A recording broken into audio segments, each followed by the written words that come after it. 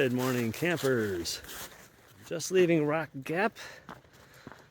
I was at Chica Sunsets Hostel for 0 day yesterday. Fabulous hostel, only 4 beds. Neat as a pin, beautiful renovation job. I was the only one there. I had the whole place to myself. And Sunsets just dropped me off.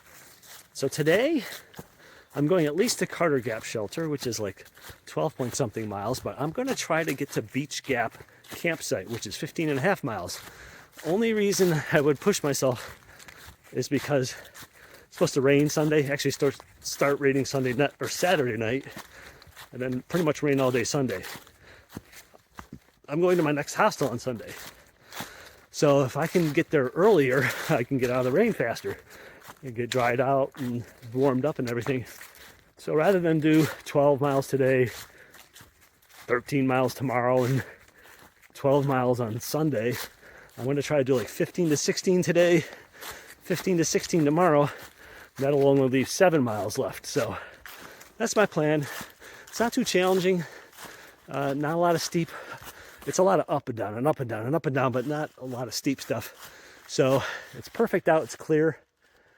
It's totally still. It's quiet, no wind. It's cold. It's probably 40 degrees right now. But once I get going, I'll warm up.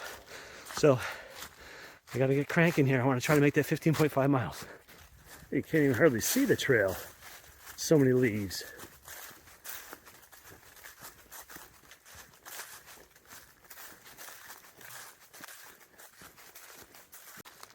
Okay, it's 1 hour in.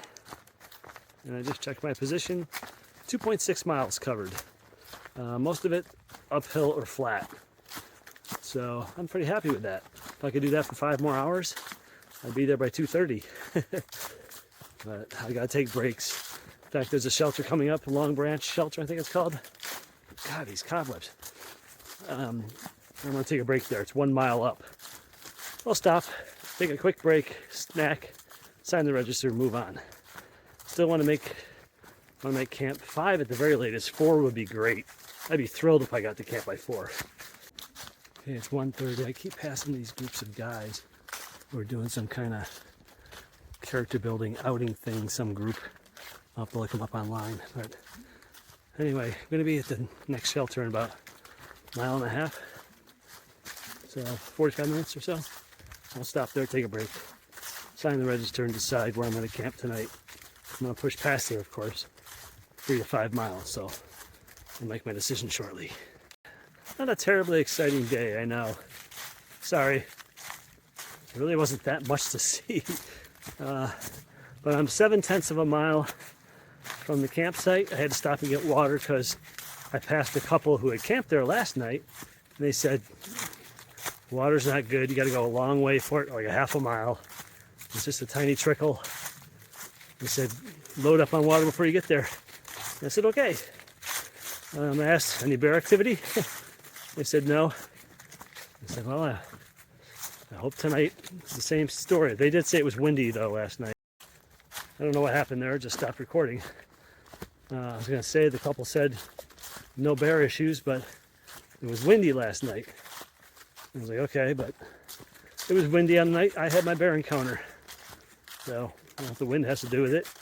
I mean, maybe you would think the wind would dissipate the smells and the bears wouldn't smell, but they're pretty good.